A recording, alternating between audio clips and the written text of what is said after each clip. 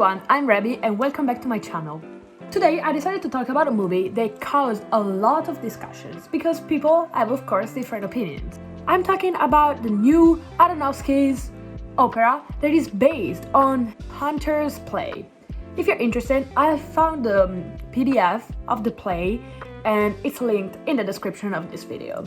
Aronofkky turned the play in a cinema masterpiece.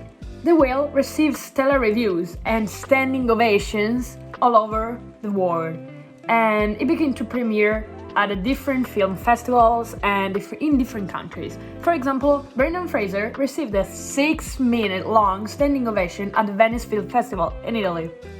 From the opening scene, I was hooked. I cannot look away. I was completely into the movie. Of course, this movie is really emotional and it's made to make you cry, and of course, I did. I'm gonna talk about the plot of this movie, so if you still haven't watched it, please come back in another moment because I'm gonna do spoilers. First of all, The Whale. The Whale is a psychological drama film starred by Brendan Fraser, Sadie Sink, Hong Chow, Ty Simpkins, and Samantha Morton. And the plot is about an English teacher who tries to restore his relationship with his teenage daughter and is affected by a really bad case of obesity. The Whale premiered for the first time in Italy, in Venice, for the Venice International Film Festival on September 2022. For its performance, Brendan Fraser won Best Actor at the Academy Awards, or Oscars, Critics' Choice Awards, and Screen Actors Guild Awards, and he was also nominated at the Golden Globes Awards and British Academy Film Awards. The film also won the Academy Award for Best Makeup and Hairstyling. This movie is about Charlie, an obese and reclusive English teacher that is actually teaching online, keeping his webcam off because he is ashamed of his physical appearance. Liz, or Hong Chow, is his nurse and only friend, who usually visits him and tries to convince him to go to the hospital because he's in a really extreme medical condition. But Charlie claims that he can't afford medical care because he doesn't have any money. That is not actually true because later in the movie we will discover that he has a bank account with more than $100,000. Another character is Thomas, Ty Simpkins. There is a missionary for the New Life Church who basically wants Charlie to be saved and wants to help Charlie. Charlie has a daughter, Ellie, or Sadie Sink, and he hopes to reconnect with her because he didn't see her since when she was 8 years old. He offers her money and she agrees only if he helps her rewrite a school essay because she has problems at school and probably she's gonna have problems to graduate. Charlie's boyfriend, Alan, died from suicide due to religion's guilt, caused Charlie to start binge eating. Later, Liz reveals to Thomas that Alan was her brother. Despite Liz's objections, Thomas still believes in his missions to help Charlie. This story is a week long, and kinda like in the middle of the story, we see Charlie's health really rapidly decline. Once, Thomas shows up when Ellie was there, and they started to talk while Charlie was asleep because Ellie gave him some pills. Thomas admits that he stole money from his religious associations and he ran away from his family because he was guilty and his family was really mad at him.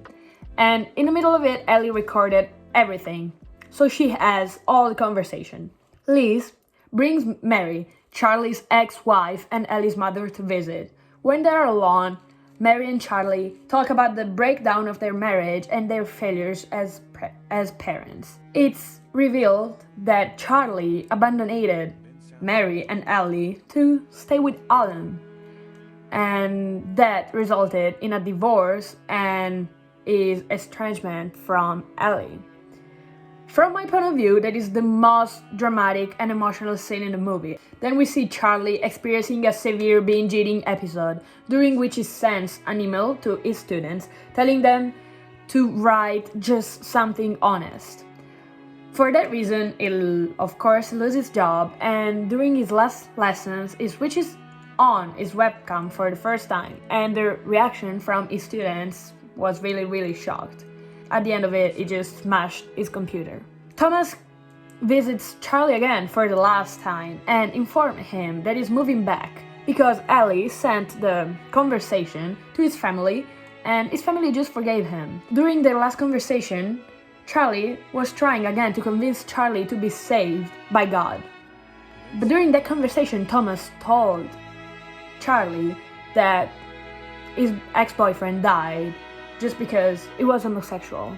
During the last scene, Ellie is with Charlie. She's mad for an essay that he wrote for her. Because instead of actually writing an essay, he replaced it with a critical essay of Moby Dick that she wrote in 8th grade. The story of Moby Dick is always returning during the story, and Charlie considered Ellie's essay as the most honest essays it's ever read. Ellie initially refused to read it, but then, while Charlie attempted to reconcile one final time, she did. Then Charlie stands up and walked toward her without assistance, and while Ellie was finishing reading, they were both smiling at each other, and he was gone. But during this scene, we can see a memory of them being happy during one of their family vacation, and this movie was really deep and gave me a lot of thoughts, and also I felt a little bit empty after it. I hope that you enjoyed this movie review. I know that I have a lot of things to work on, but it's not easy, and I'm trying to learn and to find a clip online and to put them on the video. It's actually kind of hard, but I'm trying my best. Let me know if you're interested to know my opinion about a movie. Just write it down in the comments, and you will see me pretty soon. And don't forget to follow me on Twitter, and see you next time, guys.